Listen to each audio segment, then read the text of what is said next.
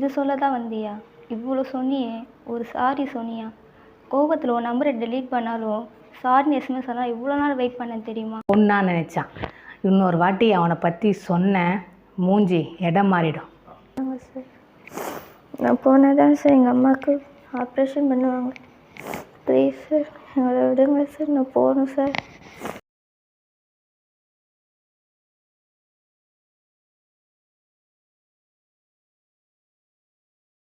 ஏன்டா கார்த்திக் என்னை அவாய்ட் பண்ணுற? உனக்காக நான் என் பெத்த அப்பா அம்மாவெல்லாம் விட்டு வந்துட்டேன் கார்த்திக். என்னால் வீட்டுக்கும் போக முடியாதுடா. நீ இல்லாத வாழ்க்கையும் நினைச்சும் பார்க்க முடியாது கார்த்திக்.